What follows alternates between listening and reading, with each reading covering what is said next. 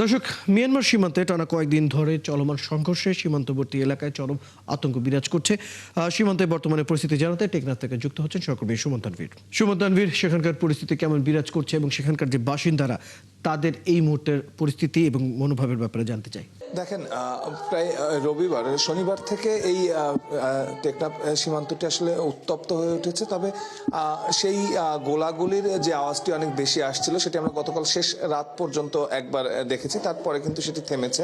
তবে থামছে না শুধু কান্না আর আতঙ্ক, সেই কান্নার শব্দ নিশ্চয়ই আপনি শুনতে পাচ্ছেন। আমরা এখন যে জায়গাটিতে আছি হুজাইফাদের বাসায়, অর্থাৎ রবিবার যে হুজাইফা আসলে বাসা থেকে বের হয়ে নিজের বাসার সীমানায় থাকা অবস্থায় যে গুলি খেয়েছিল, তার মা গতকালও আমরা ছিলাম। আপনি জানেন যে ঢাকাতে হুজাইফা চিকিৎসাধীন রয়েছেন। শিয়া বাটার ও ভিটামিন সমৃদ্ধ লিলি বিউটি সোপ, তারুণ্যময় উজ্জ্বল ত্বকের জন্য।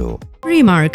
দিন রাত আসলে তার পরিবারের সদস্যরা কাঁদছে। আসলে শুধু তার পরিবারের সদস্যরা কাঁদছে না, সারা বাংলাদেশ হয়তো হুজাইফার জন্য কাঁদছে। তবে কান্নার চেয়ে সারা বাংলাদেশের কিন্তু ক্ষোভটা অনেক বেশি মানুষের, যে একজন মানুষ, একজন বাংলাদেশের নাগরিক, সে তার নিজের এলাকায় থাকা অবস্থায় অন্য দেশের কোনো বাহিনী এসে কিংবা অন্য দেশের কোনো বাহিনীর গুলি দ্বারা সে বিদ্ধ হবে, এটি আসলে মেনে নেওয়ার মতো না। আপনি দেখছেন হুজাইফার বাসা থেকে একদম হুজাইফার বাসাটি সীমানার পরে, এরপরে আসলে বাংলাদেশের আর কোনো বাড়ি নেই। তারপরেই যে বেড়িবাঁধটি হয়তো কতটুকু দেখা যাচ্ছে, সামনে কুয়াশা আছে, কুয়াশার জন্য হয়তো স্পষ্ট দেখা যাচ্ছে না বেড়িবাঁধটির অবস্থান। এই বেড়িবাঁধের পরেই কিন্তু আসলে মিয়ানমারের সীমান্ত, একদম দূরত্ব বিবেচনা করলে সেটিও কিন্তু 5-7 কিলোমিটারের কম হবে না।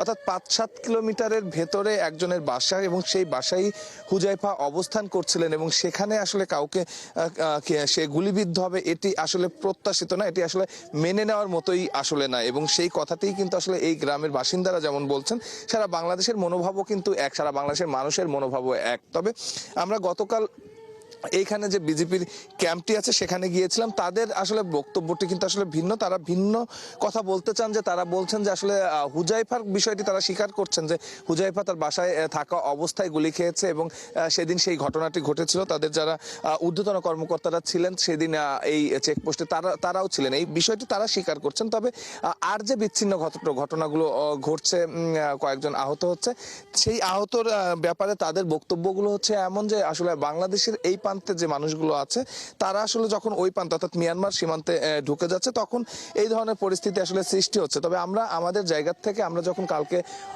বর্ডারের কাছাকাছি গিয়েছিলাম, আমরা এখনো বর্ডারের কাছাকাছি আছি, তবে ওই বেড়িবাঁধটার জন্য আমরা ও পাশে আসলে এখান থেকে দেখানো কিংবা দেখা সম্ভব হয় না। তবে কালকে আমরা ওইখানে গিয়েছিলাম এবং ওইখানে যাওয়ার পরে আমরা যে ঘেরগুলো, কিছু মাছের প্রজেক্ট আছে ওইখানে, ওই প্রজেক্টগুলো আছে এবং এইখানে যে মানুষগুলো আছে সেই মানুষগুলো কিন্তু আমাদের কাছে কালকেও দাবি করেছে ওই প্রজেক্টগুলোতে কাজ করার জন্যই তারা যায় এবং তারা কখনোই ওই সীমানা কখনো অতিক্রম করেন। এবং কিছুদিন আগে আসলে মাইন